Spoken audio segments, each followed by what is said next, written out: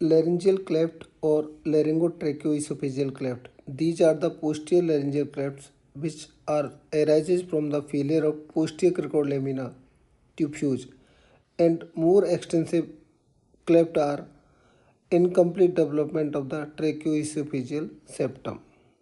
Benjamin and English classify this cleft into four categories.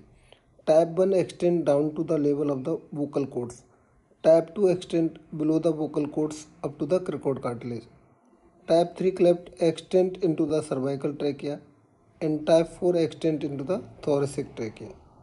Approximately 25% of patients of laryngeal cleft having TOF, while conversely in TOF patient laryngeal cleft is rarely seen. These tracheal ring abnormalities may be associated with difficulty in management.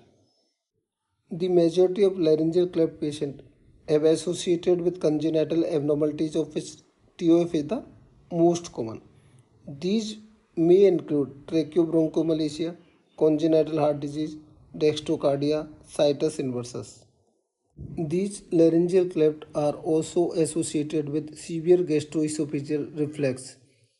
There are two common syndromes associated with this is the Ovid-Frias syndrome or G syndrome, comprising hypertelorism, cleft lip, cleft palate, laryngeal cleft and hypospadiasis. Second syndrome is the Pallister-Hall syndrome. It is consisting of congenital hypothalamic hematoblastoma, hypopituitarism, imperforated anus, post-axial polydactyly, and sometimes include laryngeal cleft. Type 1 cleft are associated with cyanotic attack, feeding difficulty, and recurrent chest infection, while the type 4 cleft causes severe aspiration, cyanosis, and cardiorespiratory failure. Investigation mainly include microlaryngoscopy with bronchoscopy. With you can do CT or MRI. The approach to treatment depends entirely upon the length of the cleft. A short type 1 cleft with no aspiration require no treatment. Type 1 and type 2 cleft can be repaired by endoscopic approach and two-layer closure.